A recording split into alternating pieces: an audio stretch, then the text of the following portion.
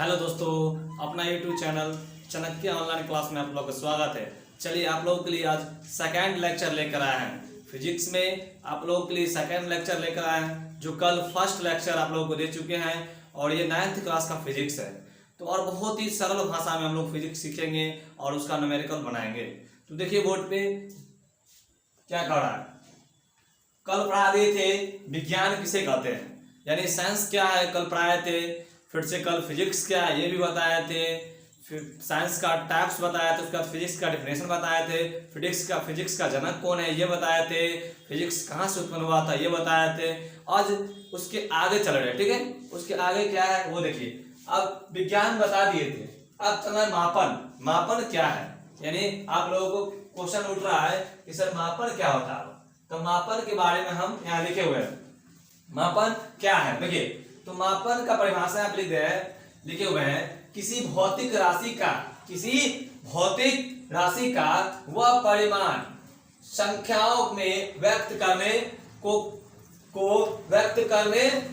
मापन कहा जाता है। यानी आप मापन का प्रयोग किसी भी चीज को मापने में करते हैं, ठीक है।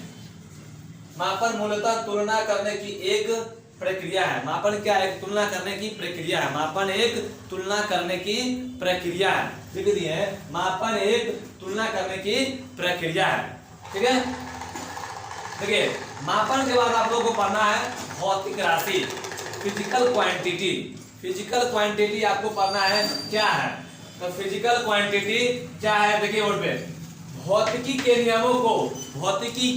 नियमों को जिन पदों में व्यक्त किया जाता है, भौतिकी के नियमों को जिन पदों में व्यक्त किया जाता है उसे बोलते हैं फिजिकल क्वांटिटी, यानी भौतिकी राशि। देखिए यहाँ पे, यानी भौतिकी के नियमों को जिन पदों में व्यक्त किया जाता है उन्हें भौतिक राशि कहा जाता है। जैसे में लंबाई क्या है, भौतिक राशि है। लंबाई क्या है, भौतिक राशि है। द्रव्यमान, समय, बल इत्यादि, यानी ये सभी भौतिक राशि है। अब देखिए आपको भौतिक राशि के टाइप्स पढ़ना है। भौतिक राशि कितने प्रकार के होते हैं। भौतिक राशि दो प्रकार के होते हैं। भौतिक राशि दो प्रकार के होते हैं, ठीक है। देखिए यहाँ पे भौतिक राशि के प्रकार, यानी भौतिक राशि के प्रकार, आधारी राशि, व्युत्पन्न राशि। आधारी राशि, व्युत्पन्न राशि। अब आप लोगों को मन में क्वेश्चन उठता होगा सर आधारी राशि क्या है और व्युत्पन्न राशि क्या है।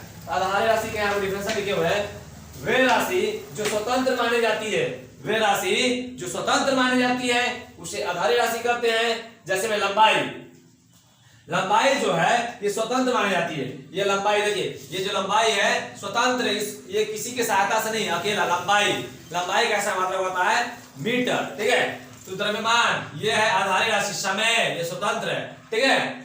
सेकंड है व्युत्पन्न राशि किसे कहते हैं।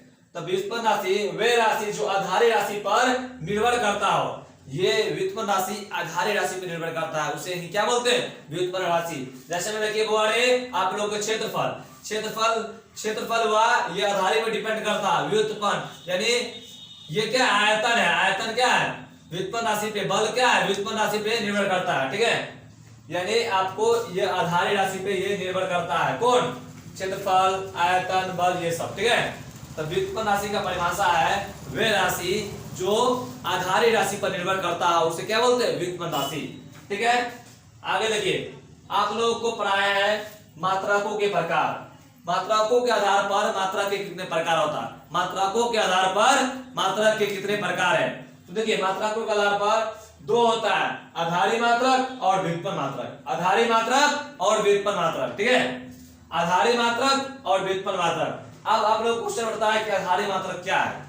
तो यहाँ पे लिखे हुए हैं आधारी मात्रक क्या है, वह मात्रक जो किसी अन्य मात्रकों पर निर्भर नहीं करता उसे आधारी मात्रक कहता है। ये खुद पे निर्भर करता है, ठीक है। जैसे में देखिए, जैसे में यहाँ पे दे दिए केजी किसका मात्रक होता है, द्रव्यमान का। केजी किसका मात्रक होता है, द्रव्यमान का।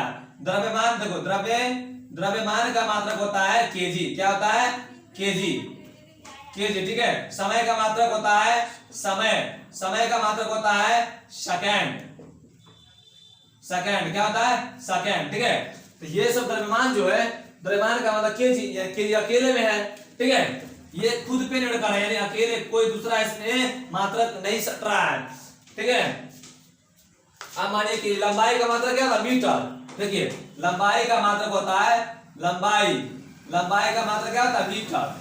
तो मीटर अकेले है ना, ये मात्रक अकेले है, तो यानी स्वयं यानी आधारी मात्रक किसे करते हैं, वे मात्रक जो स्वयं पर किसी दूसरे पर निर्भर नहीं करता, हो स्वयं पर निर्भर करता है, उसे क्या बोलते हैं, आधारी मात्रक। आप देखिए व्युत्पन्न मात्रक समझिए, व्युत्पन्न मात्रक किसे कहते हैं, वह मात्रक जो आधारी मात्रकों पर निर्भर करता है उसे क्या बोलते हैं, व्युत्पन्न मात्रक। ये मात्रक जो होते हैं, ये मात्रक ये दूसरे पर निर्भर करते हैं यानी आधारी मात्रक में। जैसे देखिए, जैसे मानिए कि त्वरण है, त्वरण, त्वरण का देखिए मात्रक क्या होता है, मीटर प्रति सेकंड स्क्वायर। इसमें मीटर भी आ गया और क्या हो गया, सेकंड भी आ गया, यानी ये जो है त्वरण ये आधारी मात्रक का है। देखिए आपको बताया था लंबाई का मात्रक क्या होता है, मीटर, तो ये आधारी मात्रक होना है ना। ये समय क्या है, समय जो है सेकंड जो है, सेकंड ये किसका है, आधारी मात्रक का है। लेकिन व्युत्पन्न मात्रक में देखिए दोनों मिक्स होके हो गया ना, यानी ये व्युत्पन्न मात्रक जो होता है आधारी मात्रक पर निर्भर करता है।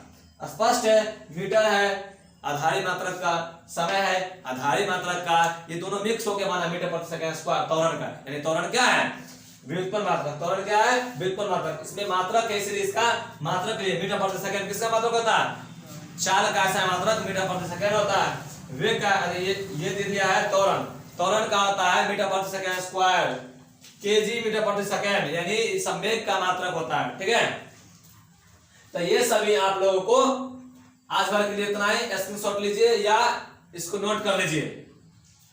चलिए, अगर इस चैनल पे आप नए हैं तो लाइक और सब्सक्राइब जरूर करें ताकि अगले वीडियो का नोटिफिकेशन आप लोगों तक मिलता रहे, और इसी तरह इस चैनल को सपोर्ट कीजिए। धन्यवाद।